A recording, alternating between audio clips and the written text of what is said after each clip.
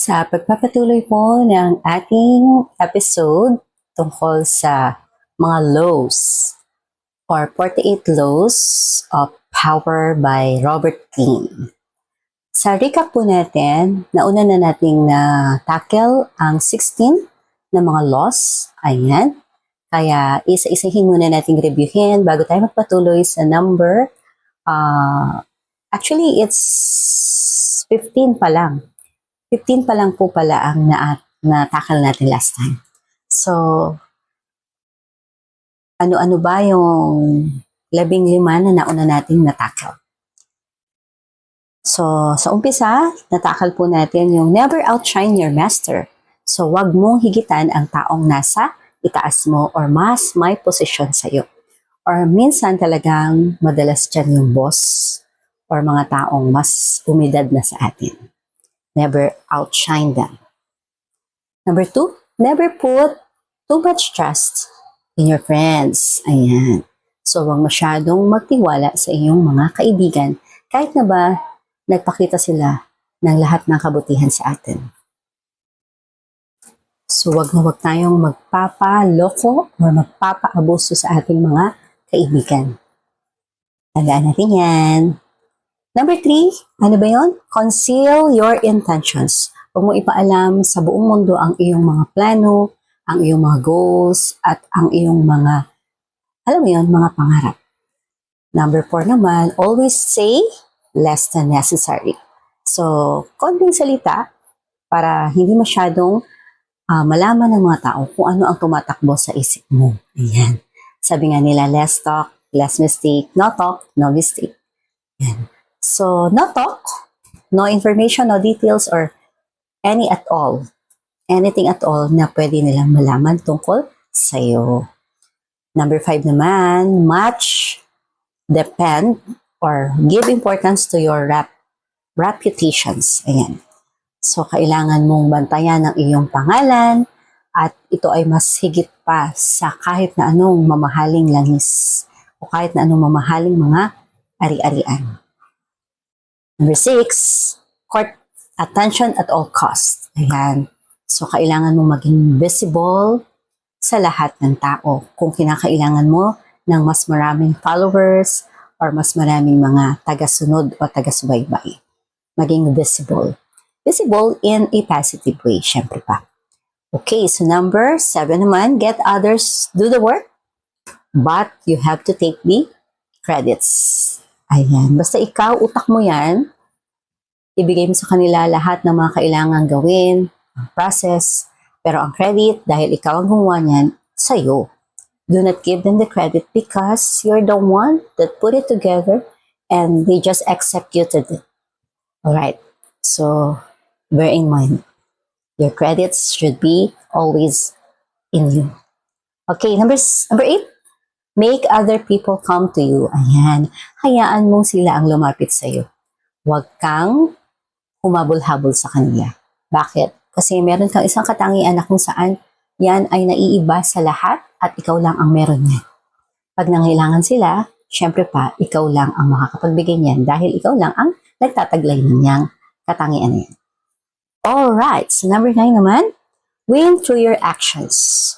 Never through argument. Ayan. So dito, pinapatunayan lang na hindi sa salita nabibigay ang lahat ng mga proof, resibo, or anumang mga bagay sa gawa. So, let your efforts be shown to everyone, hindi lamang puro salita. Marami kasing salita ng salita, pero wala namang nagagawa. Pero marami namang tahimik lang na gumagawa. At nakikita ang lahat niyan sa pagdaan ng panahon. Okay, so number 10 naman, infection ng positivity or negativity. So, kung positive ka na tao, positive ka na makaka-influence sa lahat ng mga followers mo. Pagka naman negative, syempre pa, negative. Parang ano lang yan no? Yung cotton, yung bulak, saan mo man yan idampi, diba?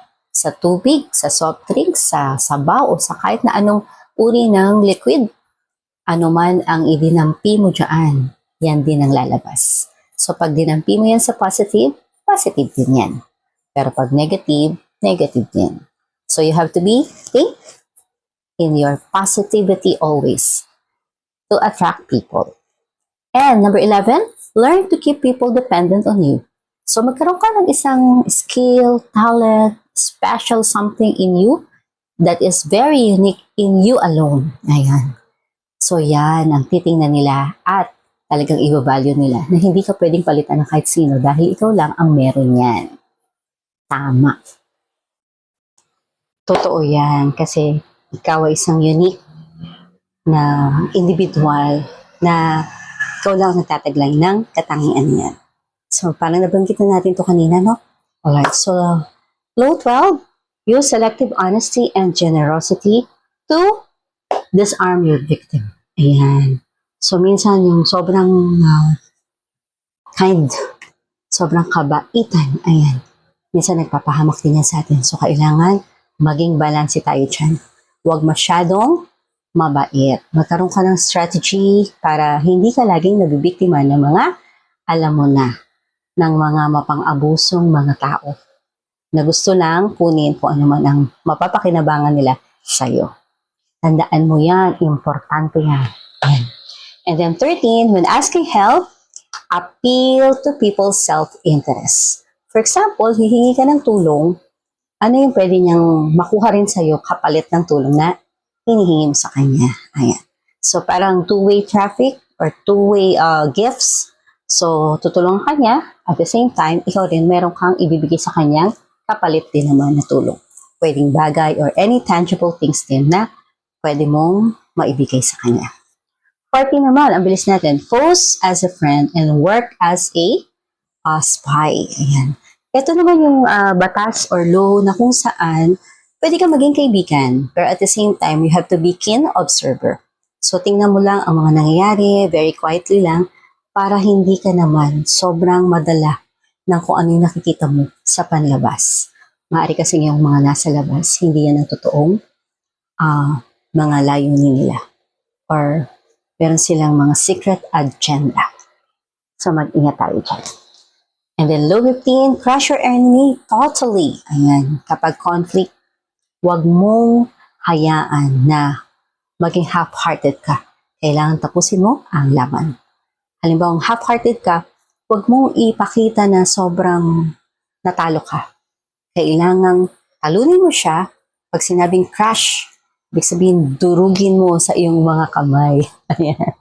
Medyo malalim to. Pero ang ibig sabihin lang nito, saktan mo. Yung talagang mararamdaman niya na may ginawa kang o may ginawa siyang kasalanan sa'yo.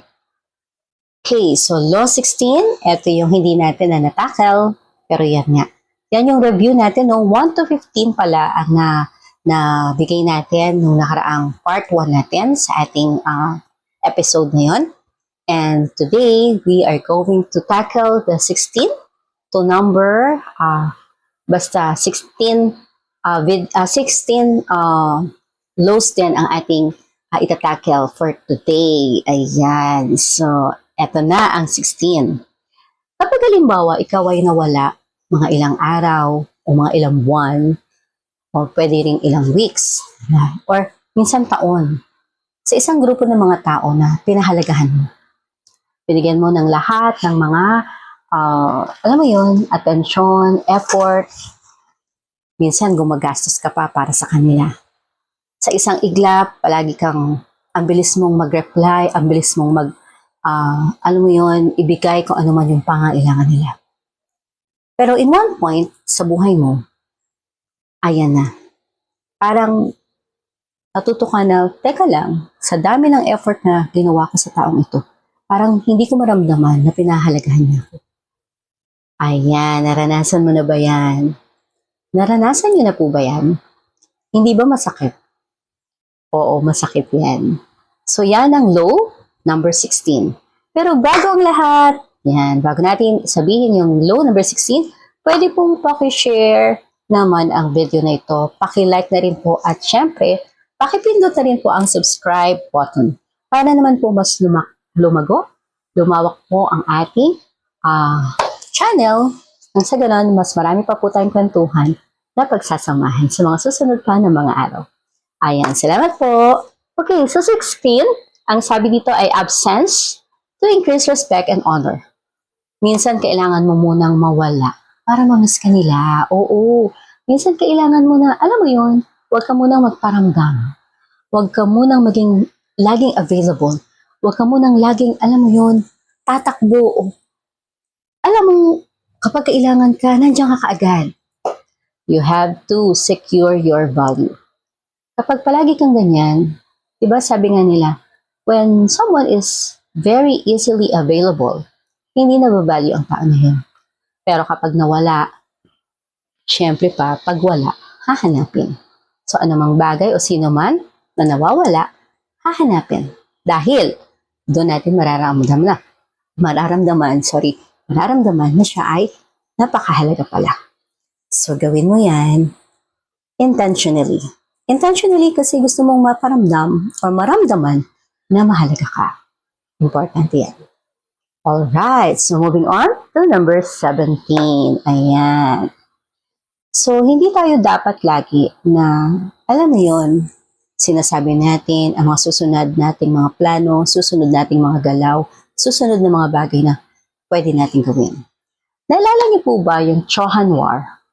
Hindi ba ang kalaban o ang magkalaban ay talagang walang sino man ang gustong sumuko?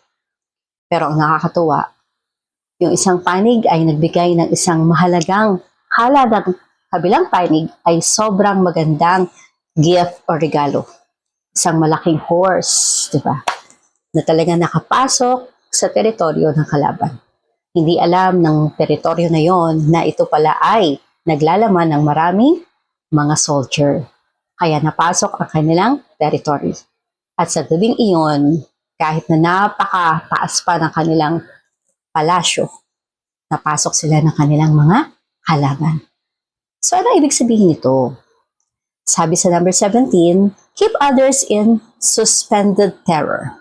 Cultivate an air of unpredictability. Ayan. So, halimbawa, ikaw, marami kang mga kaibigan, marami kang kakilala, marami kang kamag-anak, or kahit lalo na sa trabaho, huwag mong ipakita ang mga bagay-bagay na mga pinaplano mo. Huwag ka masyadong mag-share or overshare ng mga bagay na gusto mo. Little things lang, kahit paano may share ka, pero not everything in your life could be shared or should be shared. So mag-iwan ka ng mga mas mahalagang mga bagay sa iyo. So kailangan yan para maging mas tahimik ang buhay mo. So gaya ng gift na horse na napakaganda, hindi ba? Minsan may mga ganyang mga tao sa paligid mo. Bibigyan ka ng isang bagay na kung saan akala mo nagiging way of friendship, nagiging magandang gift para sa iyo. Pero sa totoo lang, ito pala ay magsisilbing hudyat na kung saan i-penetrate niya na ang buhay mo. At pag na-penetrate niya na ang buhay mo, sisirain niya na ang buhay mo. At sa huli na. Para ma-realize mo na, ay, yun pala talaga ang pinlalo niya para sa akin. So, napakalungkot niyan, di ba? Alright, so alam mo na yan. Kailangan na wag maging predictable. You have to at least keep important things or valuable things inside you. Inside here and inside here. Do not share or overshare anything na hindi naman dapat pang ibigay sa kanila. Pag sobrang close kayo, pwede siguro. Pero syempre, mahirap din na pag sobrang close, mas lalo na. Okay, next naman. Ayan. Paano mo ba poprotektahan ang iyong sarili? Diba? Kailangan ba i-isolate mo ang iyong sarili? Hindi naman. Sabi dito sa law number 18 ni Robert Greene, do not build fortress to protect yourself. Isolation is dangerous. Huwag kang mag-isolate ng sarili mo. Kailangang connect ka sa mga may power. Ayan. So, tinuturuan tayo ng law na ito or batas na ito ng librong ito or na aklat ni Robert Greene na magkaroon tayo ng connection sa mga tao. Hindi kailangang maging isolate tayo or i-isolate natin ang ating sarili. dahil kailangan natin ang bawat isa. Sabi nga, di ba, no man is an island. You cannot be alone in this world. We need each other. We need one another kasi hindi tayo isang island na kung saan, di ba, nandoon na lahat. So, no man is an island. Kailangan mo ng connection, kailangan mo ng tao, kailangan mo ng mga bagay-bagay sa paligid mo. Ayan. So, alam mo na yan. So, mag-build ka ng connection kasi itong mga connection na ito, pag maayos mong na-build, ito rin ang makakatulong sa iyo. Pero sabi ko nga, sa isang balancing paraan. Alam mo na kung anong ibig sabihin ng balancing paraan. Ito yung paraan na kung saan hindi ka mapapahamak, hindi ka maaabuso, at ganun din, vice versa. Hindi ka magpapahamak din at hindi ka rin mang-aabuso. Ang ganda ng topic, di ba? Okay, so number 19. Ito naman yung kailangan po namang kilalanin din ang isang tao. Halimbawa yung mga gusto pang makipag-date dyan. Hindi ba kapag ikaw ay nakipag-usap sa isang hindi mo pa kilala or sa tao na kakikilala mo pa lang, hindi mo ibibigay ang lahat ng detalye sa buhay mo agad-agad. Kilalanin mo sa pamamagitan ng pagkukwento niya ng mga bagay-bagay kung ano yung gusto niyang i-share sa'yo.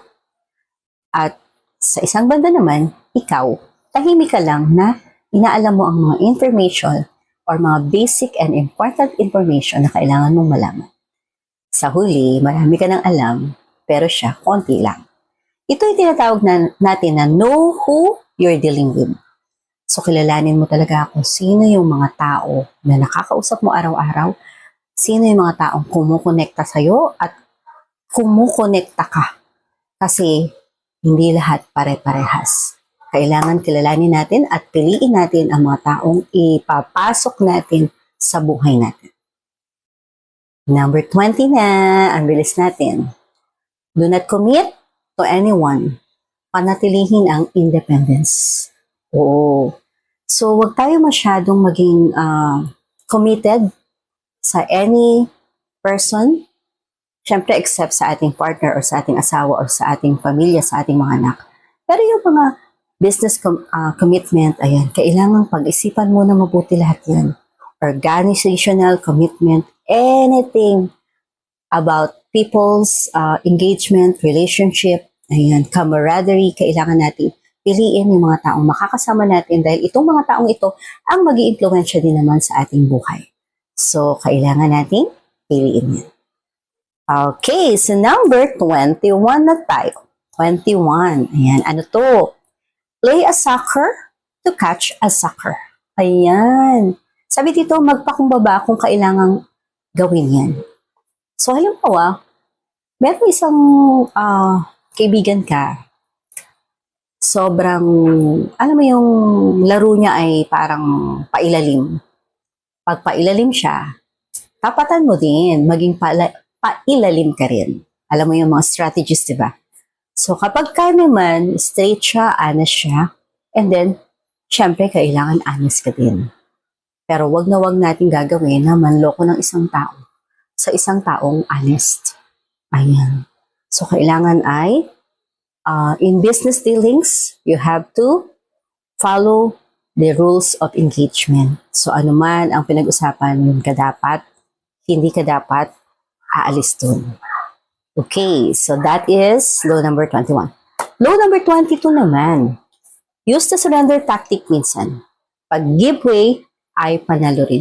Ayan, ito no, parang minsan kailangan mong magpatalo. Minsan, hayaan mo lang, wag ka nang makipagtalo, wag ka nang makipag-away. Kasi minsan, at the end of that away or at the end of that conflict, sometimes the most valuable decision is to just get away from the discussion, get away from the conflict.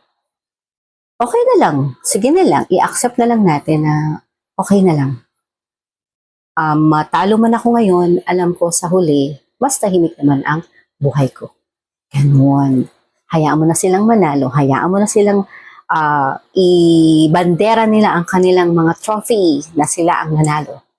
Basta ang importante, at the end of that particular journey or endeavor, you are always feeling at peace. Yung wala kang tinatapakan. Okay lang magpatalo. Sige na lang. Basta ang importante, panalo ako sa puso ko dahil tahimik ang buhay ko. Kesa naman makipagtalo ka, di ba? I-debate mo lahat. Yung pala, di ba? Hindi mo alam. Pinabaril ka na, pinapatay ka na. So, wag ganun. Alam mo na yan kung kailan ka hihinto kapag alam mo nang hindi mo kakayaning manalo. Alright, so number 23, patibayin ang iyong mga kakayahan. Patibayin ang iyong kung ano ang meron ka. So, minsan, kailangan mong mag-focus kung ano ang iyong kalakasan. Huwag kang mag-focus kapag pasabog ang energy mo. So, ibig sabihin, mag-concentrate ka kung ano yung mga kalakasan mo, yung strength mo. Ayan. At dyan ka gumawa ng mga ano, yung oras, yung lakas. Dahil ay yung kalakasan. Dahil mo, yan ang kalakasan at strength, siya makikita mo siya. Dahil mo, ano ito. So, huwag kang mag-focus para hindi kawalan yung last time. It's 24. Play the courtier, be graceful, charming, and strategic. Ayan. Ano ibig sabihin nito? So, kailangan mong magpakita na ikaw ay mabuting tao, mabuti kasama, masarap maging kaibigan, masaya maging katrabaho, masayang makasama sa anumang mga happenings sa buhay. Pero habang pinapakita mo yan, tandaan mo na lagi kang nakafocus sa mga weakness ng mga taong nakakasama mo. Para alam mo kung paano mo sila i-deal. Diba? May mga tao kasing nakangiti sa harapan, pero sa likod hindi mo alam. So, kailangan mong kilalanin at pag-aralan ang mga taong yan. Dahil pag kilala mo sila at pinag-aralan mo sila, alam mo kung paano mo sila paiikutin sa mundo mo. Hindi sa palad mo sa mundo mo. Okay, number 25 na tayo. Recreate yourself. Ikaw ang may control kung sino ka at kung ano ang gusto mong maging. Ayan. Ito lagi ko itong sinasabi. Reinvent your life at 50s. Recreate yourself. Ayan. Patibayin mo ang iyong mga kakayahan. Marami pa tayong pwedeng mapag-aralan, matutunan sa mundo na ito na ginagalawan natin ngayon, no? Sa mundo na kung saan napaka-popular ng AI, ng mga digital learning, ng lahat ng mga nasa makabagong modernong panahon na ito. Kailangan nating sumabay. Reinvent ourselves, pwede nating pag-aralan muli ang mga bagay-bagay na dati nating inaral, o kaya naman mag-aral ng mga panibagong interest natin. At syempre, habang pinag-aaralan natin yan, tayo dapat ay nag-e-enjoy. Dahil habang nag-e-enjoy tayo at pinag-aaralan natin at natututunan natin ang lahat ng yan, mas masaya ang buhay. Mas nagiging mas makabuluhan at meaningful ang buhay natin. Hindi ba? Slow number 26. Naku, importante ito. Ayan. Naranasan niyo na ba na kapag kumain ka, alam mo yun, marumi ang kanan mo, marumi pa yung kaliwa mo. Pagkatapos mong kumain, makakapagbuhat ka pa ng malinis na bagay? Hindi na, di ba? Oo. So, kailangan, kahit na kumakain ka pa o ano man ang ginagawa mo, dapat malinis ang iyong mga kamay. Ano ang prinsipyo? Keep your hands clean at all times. Iwasan ang gulo, protektahan ang iyong image. Hindi ba halimbawa, merong kainan, nasa isang mesa. Habang nasa isang mesa ka, maganda, prim and proper ka. Kumakain ka ng elegante, kumakain ka ng mabagal, kumakain ka ayon sa galawan ng mga taong mga kasalo mo sa pagkain. At hindi ka kakain ng basta lamang kumain ka na lang ng kung paano mo gusto. Nadumihan ang kamay mo, kaliwat kanan. So, anong ibig sabihin? Kailangang manatili ka sa iyong posture. Maganda ka, malinis, maayos. At all times. Bakit? Ito ay nagpapakita ng mas malawak pang mga bagay-bagay. Ibig sabihin, kung sa mesa pa lang, natututunan mo na ang lahat ng mga table etiquettes. Paano pa sa buhay? Ang ating mga kamay ay dapat na malinis sa lahat ng pagkakataon. Malinis, ibig sabihin, ang ating buhay ay malinis, ang ating pagkatao ay malinis, ang mga kamay natin ay malinis, ang image natin ay malinis. Although, alam nyo, ang buhay ay hindi naman pagiging perfect o hindi tayo kailangan maging perfecto. Dahil lahat tayo ay hindi perfecto.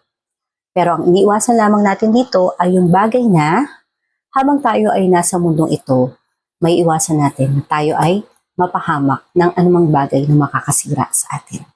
So alam na natin yan, kaya moving on to law number 27. Play on people's need. To believe people want or play on people's need to believe people want meaning. Use that wisely. Ayan. So, ibig sabihin nito, siguro, halimbawa, ikaw ay isang influencer.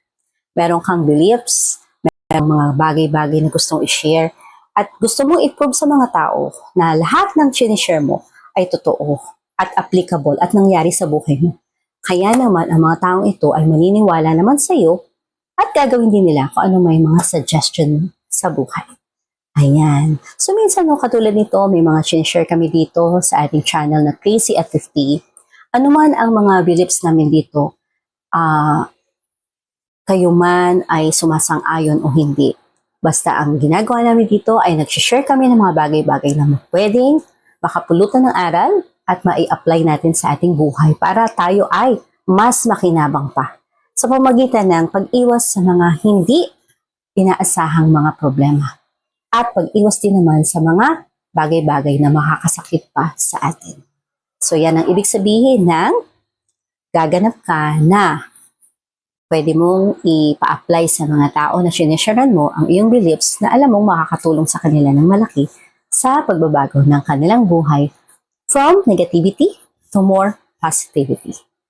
Ayan. And then, number 28, enter action with boldness. Kung gagawa ka, gawin mo ng buo. Ayan. So, dito siguro, ina-apply natin ito sa pamamagitan ng halimbawa, kung meron kang project, o anumang bagay na gusto mong gawin, gagawin mo na rin lang yan, gawin mo na ng best. Gawin mo na with your own full best. Kasi sa pamamagitan niyan, nakikita nila na ang project na yan ay napakaganda dahil binigay mo ang lahat. So ano man ang mga larangan na meron tayo? Kapag meron tayong project, sa pamilya man yan, sa trabaho man yan, sa isang organization, ano man ang ginagalawan nating papel, ibigay natin ng todo ang ating best. Dahil sa paggawa natin yan, tayo din naman ang nakikinabang at lalo-lalo na yung mga tao na nakikinig sa atin at nakakakita ng lahat ng mga accomplishments natin. Yan. Okay. So number 29 na tayo. Ang bilis Plan all the way to the end and think it the long term. Oo naman. Hindi ito walang iniwan ito dun sa Begin with the End in Mind ni author Stephen Covey. So ito ay kailangan mong tingnan muna ang long term. Magsisimula ka ngayon na nalalaman mo na kung ano ba ang pinaka end game na to or end result ng mga bagay-bagay. So think ahead, plan, and then sometimes na napakalaking bagay ng sinusulat natin yung ating mga goals, plan, paano natin execute yan. First, syempre yung objective. So at the end of this 5-year plan or 2 years plan, ito na ang magiging kalalabasan ng buhay namin. O nandito na kami. Or at the end of 10-year plan, 5 to 10-year plan, ito na ang magiging kalalabasan ng buhay natin. Ayan yun. And then, paano mo execute? Sa pamamagitan ng ito, pagtitipid, paglalagay ng investment sa ganito, paglalagay ng ganito, pag-asikas sa ganito, ayan. Para ma-attain mo ang isang bagay. So, hindi ka magpa-plan, hindi ka magbubuo ng goal nang wala kang gagawing execution or i-align mo dapat ang mga gagawin mo dun sa iyong goal. So, ang goal mo, for example, mag-goal ka, retirement. Magre-retire ka ng 60 or 65. For example, 54 ka na or 55 ka na ngayon. So, sa 60, may 5 years ka na lang. Pag 65, may 10 years ka pa. So, within 5 years, ano yung pinaka-realidad or reality na pwede mong magawa to align sa iyong project retirement? Siyempre pa, mag-iipon ka na, asikasuhin mo na yung SSS mo or GSIS mo kung ikaw ay nasa public school. O kaya naman, gagawa ka ng mga investment kung may pera ka na naipon at ilalagay mo niyan sa iba't ibang mga basket. Naku, panoorin niyo po ito. Ito yung aking retirement. Ano yung mga pwedeng gawin sa retirement at ano ang mga bago ang retirement pwede mong paghandaan. Ayan, sa dalawang video na yan. Tag-isang video yan. So, hindi ka mabubore sa iyong retirement at hindi ka rin, alam mo yun, hindi ka magiging walang alam pagdating sa panahon na yan. Marami kang pwedeng gawin at marami kang pwedeng ihanda bago ang retirement. Bago ang retirement at saka sa retirement period. Okay, let us have number 30. Ayan. Make your accomplishments seem effortless. Parang, kunwari pakita mo effortless ka, pero ang totoo, hirap na hirap ka. Ayan, mukhang easy, but may lalim. Ayan. So, minsan, parang ang easy lang ng ginagawa, pero malalim pala ang tatak nito sa puso ng isa. Napakaganda niya na. So, minsan, papakita natin sa mga tao na sobrang dali lang ng ginagawa natin. Pero ang totoo, ito ay napakalalim. It takes effort. It takes sometimes tears. Wet and tears. Alam mo yun? Sweat pala. Sweat and tears. Sorry na. Sweat and tears. Ayan. So, talagang lahat yan ay talagang sobrang may lalim. Kaya naman, pagka naman ito ay nakita na yung pinaka-resulta ng iyong pinaka-accomplishments, napakasarap ng pakiramdam dahil naabot yan. Naabot mo yan. Oh, diba? Ganda yan. Okay. So, number 31. 31 na tayo. Ayan. 31, sabi niya, control the opinions. Ikaw ang magbigay ng mga choices para ikaw pa rin ang masunod. Ayan. So, for example, no, sa isang grupo, meron kang pinapapili. Gusto niyo ba to o ito? Ikaw na rin ang magbigay ng mga choices. Para sa bandang huli, ikaw pa rin ang panalo. Wala silang ibang choice, kundi yung mga choices din na binigay mo. Yan. Siguro sa isang project, for example, okay, mga bata, ang kailangan natin gawin ngayon ay maghanap tayo ng news at ipapakita natin ito sa inyong mga classmates. This is just an example. So, pag pinakita nyo sa kaklase nyo, dalawang bagay lang. Mamili kayo. Gusto nyo ba na ito ay role-playing? Or gusto nyo ba ito ay parang pateatro? Role-playing, pateatro? Or parang digital na sine? Ayan. So, dalawa lang yung choice. Dahil ikaw na ang nagbigay nun, iyon lang ang susundan nila. Minsan naman, sa isang decision-making sa buhay natin, halimbawa, ikaw yung leader ng grupo or ng family. Merong isang emergency sa buhay nyo. Kailangan dalhin ng iyong may sakit na magulang sa hospital. Ikaw ang nagdedesisyon. O sige, dalhin natin sa ganito. Itong ospital na to kasi ito lang ang budget natin sa ngayon. Pero pwede rin nating ilipat dito dahil magkakaroon na tayo ng budget after nitong linggo na to. Ayan. So, ikaw ang magkakaroon ng chance na magbigay ng mga pagdidesisyon dahil ikaw na rin ang nagbigay ng mga choices. Ang galing nito, no? Parang maganda. Okay, number 32, sabi niya, play to people's fantasies. People respond to dreams. Ayan. So, ito siguro, no, pumapasok dito yung, halimbawa, ikaw ay role model, ikaw yung tao na naka-achieve ng lahat ng positive things in life. Yumaman ka, gumanda ka lalo. Alam mo yung mga classmates mo nung bata kayo, nakita nila na ganito ka lang dati, tas ngayon ganito ka na. Bukod sa mayaman ka na, maganda ka pa, diba? Mabait ka pa. Yan, lagi ka bang nanlilibre, diba? So, pero bang pinapakita lang nitong law na ito na ipakita mo na ikaw ay hindi naman nahuli sa lahat at hindi ka rin naman nagpapakita na umangat ka rin sa lahat. So, nandun ka lang sa gitna. Pero hindi ka sobrang ang tingin nila sa iyo ay down low. You have to be in the balanced position. Pwedeng nasa gitna ka. Ayan, para hindi naman sila, alam mo yon, hindi nila masabi na, yan lang pala. Kailangan pakita mo na you are the role model ng iyong buhay. Dahil napaganda mo ang buhay mo ng bongga. O, diba? Okay, number 33. Ayan, discover each man's thumb screw. Ayan, alamin daw ang weakness ng isang tao. Alam mo, maganda to. Kasi pag alam mo ang weakness ng isang tao, alam mo rin kung paano mo siya lalaruin. Or, di ba sa ayan, so kapag alam mo ang weakness ng isang tao, alam mo rin kung paano mo siya pakikitunguhan. Kung ito ba ang gusto niya, ito ba ang ayaw niya, mahina ba siya dito, malakas pa siya dito. Ayan, excuse me. Yan ang mga pwede mong lihain sa taong niya. Dahil alam mo ang kanyang weakness. Okay, number 34 naman, be royal in your own passion. Carry yourself with dignity. Ayan. So lahat tayo, di ba? Lahat tayo ay may kakayahang piliin kung ano yung gusto nating i-project natin sa ating sarili. Pwedeng ikaw ba, gusto mo bang magmukhang mayaman kahit hindi ka naman mayaman? Or maging simple lang, pero mayaman ka pala. Nasa sayo. Pero ang mahalaga, make yourself dignified at all times. So kailangan, alam mo yon, mataas ang tingin ng mga tao sa'yo dahil deserve mo yan. Dahil ikaw ay isang taong may mataas na dignidad.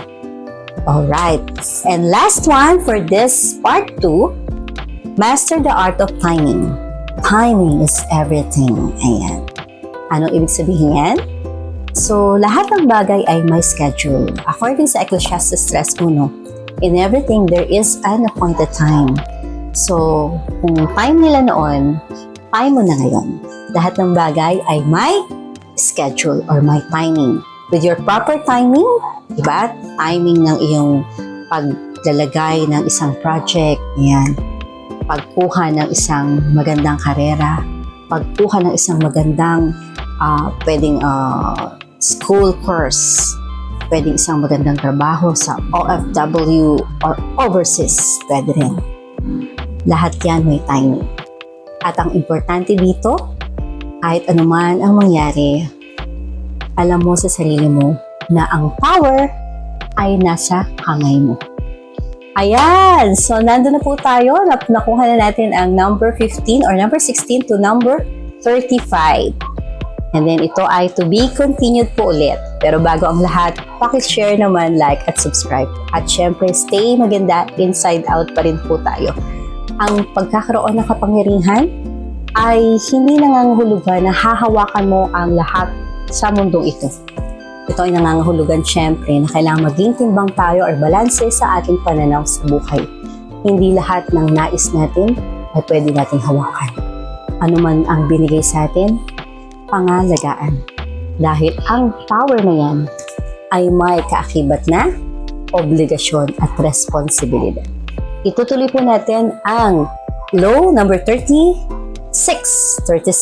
to number 48 sa susunod nating video. Thank you so much po. Manatili po kayong ligtas, safe sa inyong bahay. At syempre po, huwag niyo po kalimutan ang inyong supplement, maintenance, at mga vitamins. Matulog po tayo ng mahimbing at ng maayos para po magising din po tayo ng masaya. At kung kailangan or pwede pa mag-exercise, maglakad-lakad, gawin po natin lahat yan para sa ating masayang buhay, masayang puso, masayang isip. Maraming po salamat. Hanggang sa muli po. Maraming po salamat. Stay maganda. Inside out. Bye-bye!